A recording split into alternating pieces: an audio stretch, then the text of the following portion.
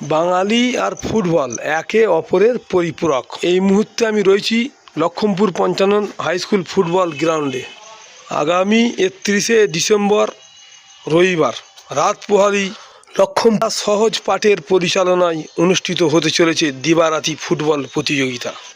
আর সেই ফুটবল প্রতিযোগিতাকে কেন্দ্র করে এলাকার মানুষের মধ্যে যথেষ্ট অনুমোদনা লক্ষ্য করা যাচ্ছে। ইতিমধ্যে সোশ্যাল মিডিয়ায় নবজোয়ার কাপ নামে লক্ষমপুর সহজ পাঠের উদ্যোগে ব্যাপকভাবে প্রচার হয়েছে। আপনারা ভিডিওটি শেষ পর্যন্ত দেখুন। এইচএস সাহেব মিডিয়া ও শিয়াখালা টিভি।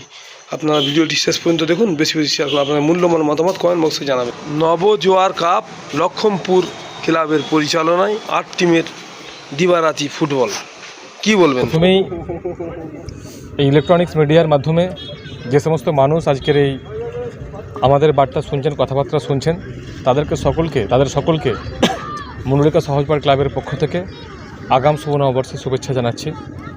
আগামীকাল আর কয়েক ঘন্টা পরেই আমরা একটা ঐতিহাসিক মুহূর্তের সাক্ষী হতে চলেছি, যে নবজোয়ার কাপের মাধ্যমে নামি দামি 8টা টিম আগামী কালকেই মাঠেই নামবে।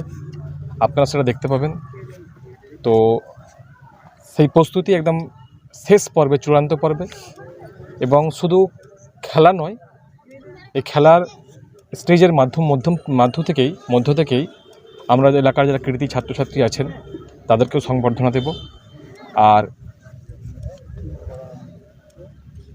কিছু 8টি দলের নাম থাকা সত্ত্বেও আপনারা খেলাধুলার প্রোগ্রামটা বেছে নিলেন কেন?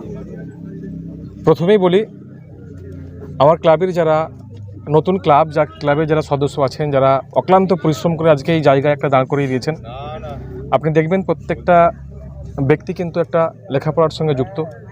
আমরা দেখেছি যখন আমরা স্কুল লেভেলে পড়াশোনা করতাম, ইতিহাসের পাতা আমরা পড়েছি প্রাচীনকালে যখন ছেলেমেয়েরা যখন পড়াশোনা করতো, সেই পড়াশোনা করার সময় দেখতাম গুরুগৃহে যখন পড়াশোনা করতো, সেই পড়াশোনা করার সময় তারা কী করতো, সেই শিক্ষকের গুরুগৃহে লেখাপড়ার ব্যবস্থা ছিল। অর্থাৎ পড়াশোনার সঙ্গে লেখাপড়ার যে একটা মনস্তাত্ত্বিক রিলেশন আছে, সেই রিলেশনটা আমরা মাথায় রেখে এই নবজোয়ার কাপের আয়োজন করেছি। কারণ সত্যি কথা বলতে কি, খেলাধুলা আজকের যুগে যে কতটা প্রয়োজন, যে হিউম্যান লাইফের যে একটা খেলাধুলা যে হিউম্যান লাইফের একটা ইনসেপারেবল পার্ট, অবিচ্ছেদ্য অংশ, এটা আমরা মুখে বলি কিন্তু বাস্তবে প্রয়োগ করতে পারি না। আজকে সহজপাঠ ক্লাব কিন্তু চেষ্টা করছে সেই জিনিসটাকে বাস্তবের মাটিতে রূপায়িত করার। কারা উপস্থিত থাকবেন? উপস্থিত থাকবেন এলাকার সম্মানীয় বিধায়ক, যিনি আপনাদের আশীর্বাদে মন্ত্রী হয়েছেন, পরিবহনের নবরূপকার স্নেহাশী চক্রবর্তী মশাই থাকবেন। জেলা সভাপতি তথা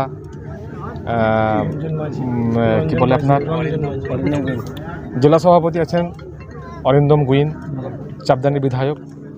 পার্শ্ববর্তী বিধানসভার বিধায়ক থাকছেন সিদ্ধনাথ ঘোষ থেকে শুরু করে ব্লকের সমস্ত নেতৃত্ববৃন্দ, তামালদা থেকে শুরু করে, শামিন্দা থেকে শুরু করে, মলয়দা থেকে শুরু করে, সদনদা থেকে শুরু করে। সদনদা হয়তো খুব শীঘ্রই এখানে মাঠে আবার আসবেন।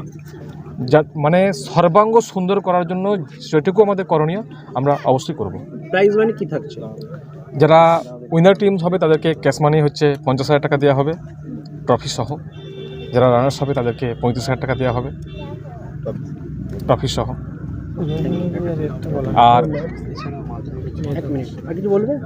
মাঠে আমি বলবো একটা কে আসছে এখানে, এই খেলাকে আরও আকর্ষণ করার জন্য, পাবলিককে আনন্দ দেওয়ার জন্য এখানে সৈয়দ রহিম রবি আসছেন, ফুটবল তারকা, জাতীয় দল কাঁপানো মেহতাব হোসেন আসছেন। এবং এই শব্দ তরঙ্গের মাধ্যমে আমি বুঝতে পারছি প্রচুর একটা লোকের জমায়েত এখানে হবে। কারণ এলাকার মানুষের স্বতঃস্ফূর্ত যে সাড়া আমি দেখতে পাচ্ছি, যে বহুদিন পরে আমরা একটা এত বড় একটা টুর্নামেন্ট আমরা আয়োজন করতে চলেছি। আপনাদের এই শব্দ তরঙ্গের মাধ্যমে প্রত্যেকটা স্তরের মানুষকে আমি করজোড়ে অনুরোধ করব যে আপনারা কোনো রকম বিশৃঙ্খল পরিস্থিতি তৈরি করবেন না। কারণ আপনারা খেলা উপভোগ করুন। আমরা জানি যে আপনারা খেলাপ্রেমী মানুষ, অবাধ প্রবেশ, এখানে কোনো টিকিটের কোনো মূল্য নেই। আপনারা আসুন, খেলা উপভোগ করুন, অন্যকে উপভোগ করার সুযোগ করে দিন। এবং আপনাদেরকে অনুরোধ করব, যদি আপনারা এই খেলাটাকে সুন্দরভাবে সমাপ্তি করতে পারেন, তাহলে আমরা আগামী দিন কিন্তু এই খেলাটাকে আগামী দিন চালিয়ে রাখতে পারবো। নাম শেখ মেজবাউদ্দিন, সহজপাঠ ক্লাবের সদস্য। 14ই জানুয়ারি রবিবার হাটপুকুর আমরা সবাই ক্লাবের পরিচালনায় 8 টিমের ফুটবল দিবারাতি অনুষ্ঠিত হতে চলেছে।